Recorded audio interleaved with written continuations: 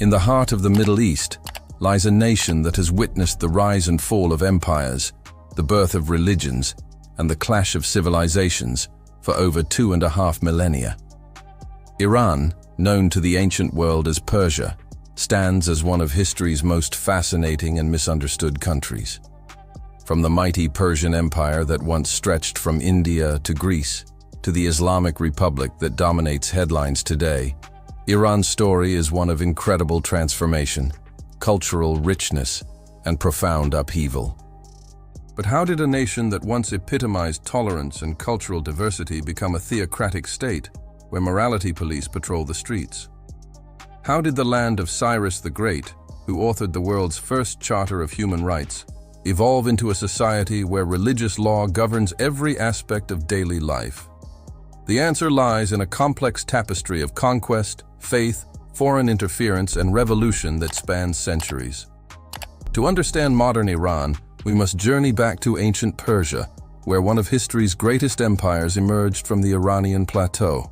The Persian Empire, founded by Cyrus the Great in 550 BCE, was revolutionary not just in its size but in its approach to governance. Unlike other ancient empires that imposed their culture and religion on conquered peoples, the Persians practiced remarkable tolerance, allowing local customs and beliefs to flourish under their rule. The Persians were followers of Zoroastrianism, a religion that would profoundly influence the Abrahamic faiths that followed. Zoroaster, the prophet who founded this faith, introduced revolutionary concepts that seem remarkably modern today. The struggle between good and evil, free will, divine judgment, heaven and hell, and the worship of a single creator God. These ideas would later find their way into Judaism, Christianity, and Islam, making Zoroastrianism one of history's most influential religions, despite its relatively small number of followers today. For over 1,000 years, various Persian dynasties ruled vast territories, creating a rich cultural legacy that celebrated poetry, art, and learning. The Persian language became the lingua franca of much of the Islamic world, and Persian poets like Rumi and Hafez would later achieve global recognition. This was a civilization that prized intellectual achievement and cultural sophistication, values that would endure even as political power shifted. Everything changed in the 7th century when Arab armies swept out of the Arabian Peninsula, carrying with them a new faith called Islam. The conquest of Persia was swift and decisive, bringing an end to the Sassanid Empire and introducing a religion that would fundamentally reshape Iranian society. However, the Islamic conquest of Iran was not merely a military victory, it was the beginning of a complex cultural synthesis that would define the region for centuries to come. Islam, meaning submission in Arabic, brought with it a comprehensive worldview that governed not just personal belief, but every aspect of social and political life. Unlike Christianity, which developed alongside secular Roman law, Islam emerged as both a religion and a legal system. The Quran, believed by Muslims to be the literal word of God, provided the foundation for Islamic law, known as Sharia. This legal framework covered everything from worship and personal conduct to commerce and criminal justice. The Islamic concept of commanding right and forbidding wrong became central to Muslim society. This principle, drawn directly from the Quran, obligated believers to ensure moral behavior within their communities. It wasn't merely a personal responsibility, but a collective duty that would later provide the theological foundation for institutions like Iran's modern morality police. While Islam quickly became the dominant religion in Iran, the story took a dramatic turn in 1501 with the rise of the Safavid dynasty. The Safavids made a decision that would forever alter Iran's place in the Islamic world. They declared Shia Islam the official state religion, enforcing it with remarkable severity. This was revolutionary. Shia Islam, which had developed around the belief that Ali, the Prophet Muhammad's cousin and son-in-law, was his rightful successor, had been a persecuted minority sect throughout most of the Islamic world. The Safavids not only embraced Shi'ism, but imposed it on their subjects at the pain of death, requiring all Iranians to curse the early Sunni leaders. The transformation was profound and systematic.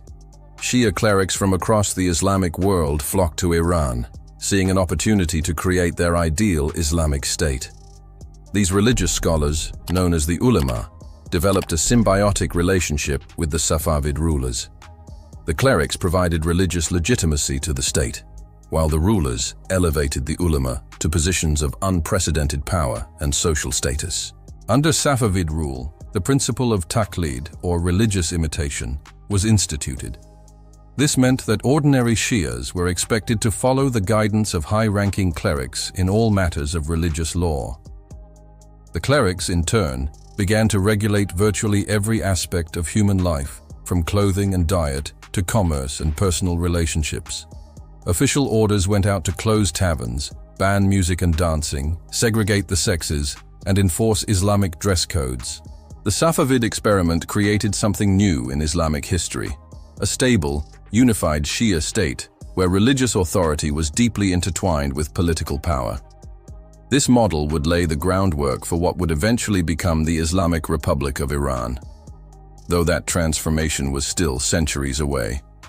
As the Islamic world grappled with the rise of European power in the 18th and 19th centuries, Iran faced a crisis that would define its modern history.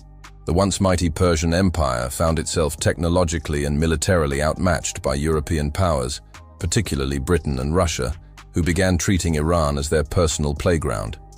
The Qajar dynasty, which ruled Iran from 1785 to 1925, presided over a period of national humiliation. Foreign powers carved up Iranian territory, controlled its resources, and manipulated its politics with impunity. The British established a monopoly over Iran's oil reserves, keeping the vast majority of profits for themselves while leaving Iran with a pittance. This experience of foreign exploitation would leave deep scars on the Iranian psyche and fuel a nationalism that continues to influence Iranian politics today. In response to these challenges, Iranian intellectuals and reformers looked to the West for inspiration. The Constitutional Revolution of 1906 represented a remarkable attempt to modernize Iran through democratic reform. This peaceful revolution established Iran's first constitution, created a parliament called the Majlis, and attempted to limit the power of the monarchy while protecting individual rights. However, these democratic aspirations were repeatedly frustrated by foreign interference. Britain and Russia, fearing the loss of their influence, actively worked to undermine Iran's constitutional government. The discovery of oil in Iran only intensified foreign meddling, as these resources became too valuable for outside powers to ignore. The failure of constitutional democracy paved the way for a different approach to modernization. In 1925, Reza Khan, a military officer, seized power and established the Pahlavi dynasty. Both he and his son, Mohammad Reza Shah, pursued a philosophy of secular nationalism, attempting to modernize Iran by force while suppressing both political opposition and religious influence. The Pahlavis viewed Iran's Islamic identity as an obstacle to progress. They implemented sweeping secular reforms, including banning the hijab, granting women the right to vote, and reducing the power of the clerical establishment.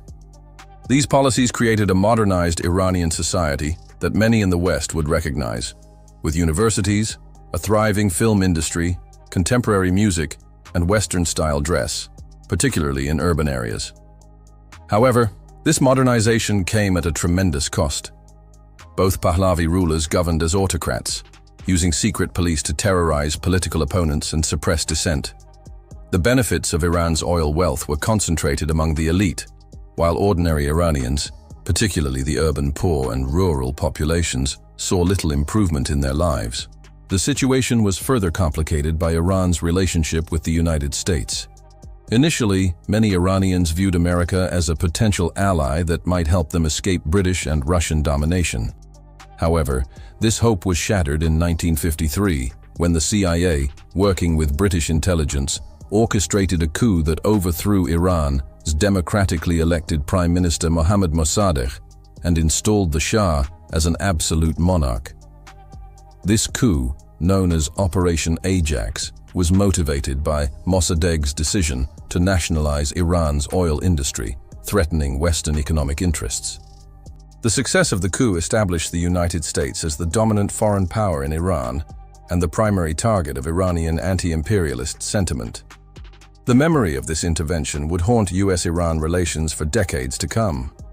By the 1970s, growing opposition to the Shah's authoritarian rule created a revolutionary situation. Critics accused the regime of being a puppet of Western powers and of abandoning Iran's Islamic identity in favor of foreign values. A term emerged to describe this perceived contamination: Westoxication, the idea that Iran had been poisoned by Western influence.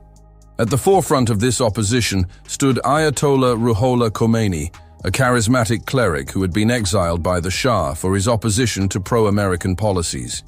From his exile in France, Khomeini developed a revolutionary ideology that would transform both Iran and Shia Islam.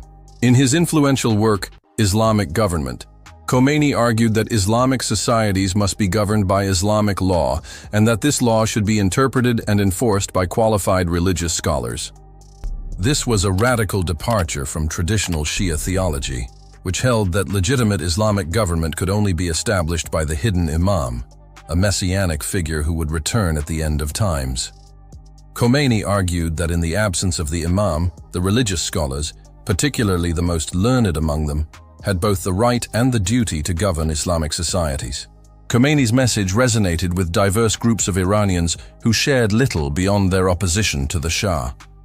Leftist students attracted by his anti-imperialist rhetoric, traditional bazaar merchants concerned about foreign economic penetration, and ordinary Iranians frustrated by corruption and repression all found something appealing in Khomeini's call for revolution. When the Shah fled Iran in January 1979, millions of Iranians poured into the streets to welcome Khomeini's return. However, the revolution's ultimate direction remained unclear.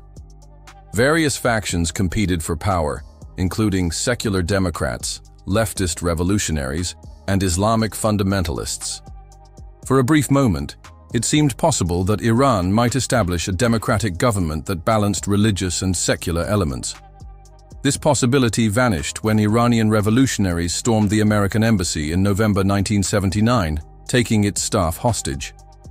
Khomeini's decision to support this action, while popular with his revolutionary base, isolated Iran internationally and allowed him to consolidate power by eliminating more moderate voices within the revolutionary coalition. The Constitution of the Islamic Republic, ratified in 1979, created a unique system of government that combined democratic and theocratic elements. While Iranians could vote for presidents and parliament members, ultimate authority rested with the supreme leader, a position designed specifically for Khomeini.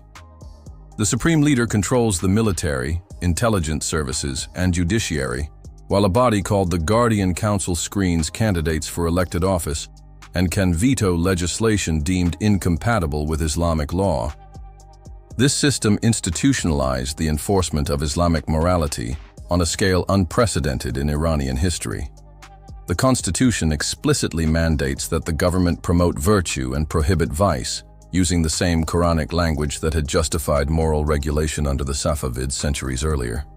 However, the modern Iranian state possessed surveillance and enforcement capabilities that earlier dynasties could never have imagined. The establishment of the Islamic Republic brought dramatic changes to Iranian society. Political executions skyrocketed as the new regime eliminated those it deemed counter-revolutionary. Independent newspapers were closed, the education system was Islamicized, and militia groups enforced religious law in the streets. Women, who had gained significant rights under the Pahlavis, found themselves subject to new restrictions, including mandatory hijab wearing and limitations on their ability to work, travel, and participate in public life. These policies sparked a massive exodus of Iran's educated middle class, brain drain that continues to affect the country today. Those who remained faced a society where religious law governed personal behavior and political dissent was equated with heresy. The morality police, formerly known as the Gasht-e-Ershad, became the visible symbol of this new order, patrolling the streets to ensure compliance with Islamic dress codes and behavior. The Iran-Iraq War, 1980-1988, helped consolidate the new regime by rallying Iranians around the flag, but it also entrenched the system's authoritarian tendencies. The war's end brought new challenges as reformist politicians attempted to liberalize the system. only to be blocked by conservative forces loyal to the supreme leader. Today, more than 4 decades after the Islamic Revolution, Iran remains a nation caught between competing visions of its identity and future. The death of Mahsa Amini in police custody in 2022 sparked nationwide protests that revealed the depth of popular frustration with the current system, particularly among younger Iranians who have known only life under the Islamic Republic. These protests raised fundamental questions that have haunted Iran throughout its modern history. What is the proper relationship between religion and politics? Can Islamic societies embrace both faith and freedom? How can Iran honor its rich cultural heritage while adapting to the modern world? Is peaceful reform possible, or will change only come through another revolution? The story of how Iran became a theocracy is ultimately a story about the complex relationship between power, faith, and identity in the modern world. It demonstrates how historical grievances, foreign interference, and religious ideology can combine to create political systems that their own citizens may eventually reject. As Iran continues to grapple with these fundamental questions, its future remains as uncertain and fascinating as its remarkable past. From the tolerant empire of Cyrus the Great to the morality police of today, Iran's journey illustrates both the potential and the perils of attempting to create a perfect society based on religious principles. Whether Iran can find a path forward that honors both its Islamic faith and its people, its desire for freedom remains one of the most compelling questions of our time. Thanks for watching. Like, share, and subscribe for more fascinating history videos. Visit the channel for more.